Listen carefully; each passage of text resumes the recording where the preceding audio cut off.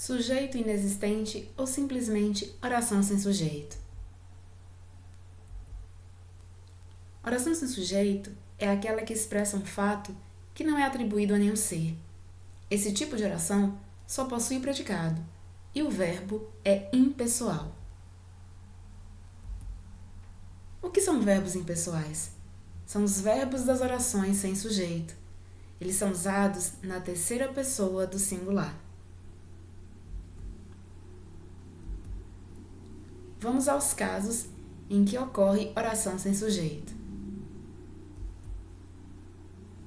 Primeiro, com os verbos haver e fazer, quando indicam tempo transcorrido.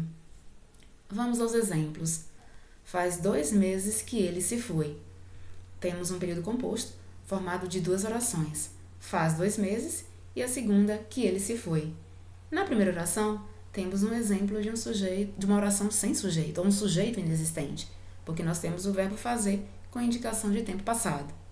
Na segunda oração, nós temos um sujeito simples, que é ele. Há 2 semanas que não vejo. Na primeira oração, há 2 semanas, nós não temos um sujeito, então é um sujeito inexistente, porque temos o verbo haver com indicação de tempo passado. Já na segunda oração, que não vejo, temos um sujeito desinicial. Faz 3 anos que iniciamos o plantio. A mesma coisa, a primeira oração, faz 3 anos. Verbo fazer com indicação de tempo passado, de tempo transcorrido. Então, nessa oração não tem sujeito. Então, podemos chamar também de sujeito inexistente. Já na segunda, temos um sujeito desinicial.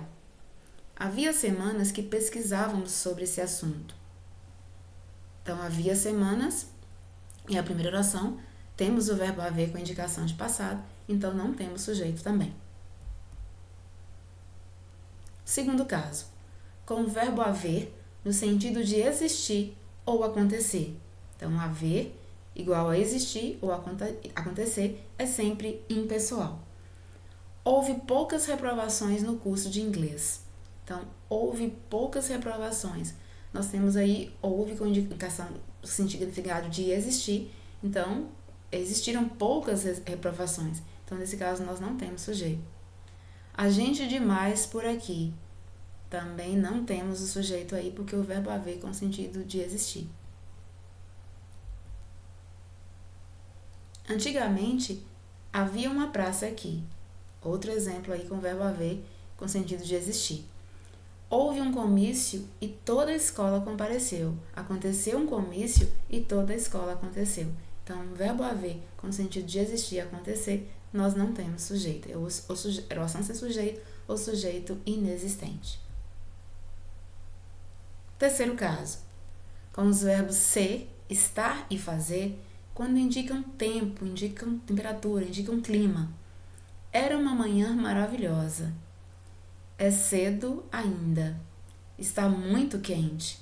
Então, nós temos aí o verbo ser e o verbo estar com indicação de tempo, indicação de clima. Não temos sujeito, ou então sujeito inexistente. São 10 horas, com indicação de horas. Faz calor terrível no verão. Temos aí o verbo ser e o verbo fazer com indicação de horas, com indicação de tempo, de clima. Não temos sujeito. E último caso, com os verbos anoitecer, chover, nevar e ventar e outros, que indicam fenômenos da natureza, não teremos também sujeito. Então, as orações são chamadas também de orações sem sujeito. Choveu torrencialmente em Salvador. Então, o verbo chover com indicação de fenômenos naturais. Então, nós não temos sujeito. Anoitece mais tarde no verão. Neva no sul do país. Outros exemplos. Trovejou muito durante a noite. Choveu a noite toda. Ventava muito ontem à noite. Então, temos aí casos onde os verbos chover, trovejar, relampejar, nevar indicam fenômenos da natureza. Então, nós não teremos sujeito. Então, o sujeito é inexistente ou simplesmente oração sem sujeito.